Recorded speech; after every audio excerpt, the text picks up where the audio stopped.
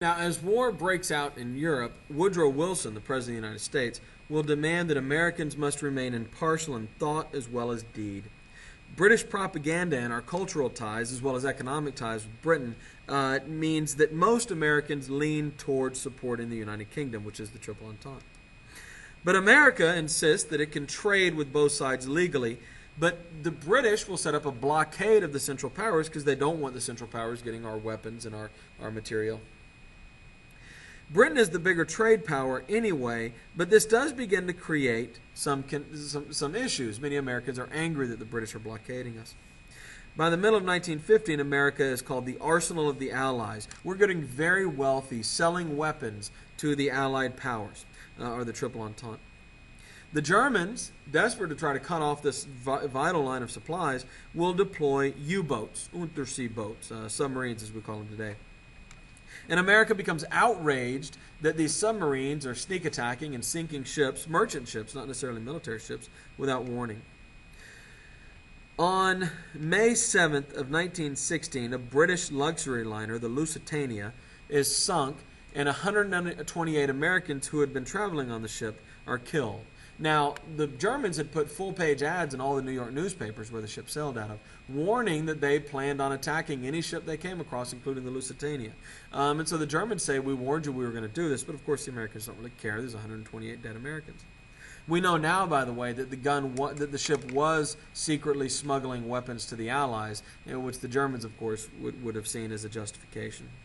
Germany does apologize, and they promise it won't happen again. But the Americans respond by putting guns and arming our merchant boats. Germany declares that it will fire on any shipping without warning. They do, in fact, sink another ship, the French Sussex, which has some Americans on it, and some Americans are injured in that attack as well. Woodrow Wilson demands that Germany stop attacking non-military shipping, and Germany says that they will stop. Wilson fears that the war will lose him the 1916 re-election, his presidential re-election. Woodrow Wilson rejects a military buildup, but by 1915 he relents and he agrees to start signing bills calling for us to increase the size of our military, and America begins to prepare for war. But Wilson will not declare war, and he will not say that he will lead America into war. In fact, at the Democratic Convention, Wilson decides to run on the idea that, as the quote is, he kept us out of war. He will beat the Republican Charles Evans Hughes, but only by 600,000 votes. It's a pretty narrow election. And Wilson will take this as a sign that maybe America isn't as anti-war as he had previously believed it to believe. Wilson calls for the war to end with a new world order based on progressive reforms, the idea that government can come in and help make the world a better place.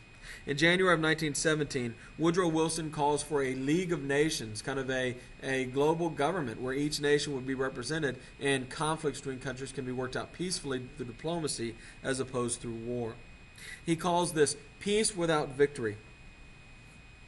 But Germany, whose situation is getting increasingly more desperate, will upset Wilson's plans by returning to unrestricted submarine warfare. That means they sink every ship they see, and they don't ask any questions.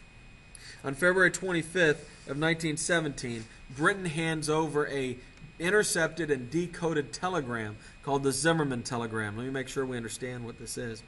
This is a message sent from the German ambassador to Mexico back to Germany proposing that Germany offer to fund a Mexican war against America, with the idea that Mexico could then take back the land America had taken in the Mexican-American War in 1848.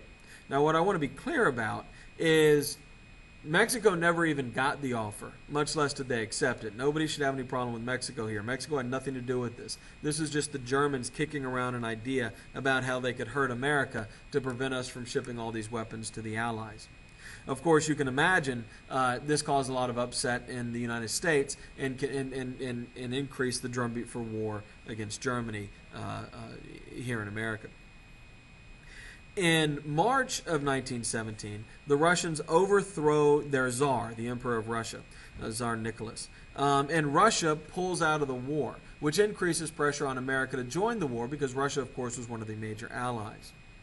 And so, in April 2nd, Wilson goes to Congress and he asks for a declaration of war. After only 4 days of debate, Congress votes for America to become involved in World War I. 50 representatives and 5 senators vote against going to war, including America's first female congressman, Jeannette Rankin of Montana. And she will say, "You can no more win a war than win an earthquake." Wilson, after getting his declaration of war, will say this: "The world must be made safe for democracy. Its peace must be planted upon the tested foundations of political liberty." He'll also say, "It is a fearful thing to lead this great peaceful people into war, into the most terrible and disastrous of all wars. Civilization itself seems to be in the balance. But the right is more precious than peace, and we shall fight for the things which we always have carried nearest our hearts, for democracy, for the right for those who submit to authority to have a voice in their own governments."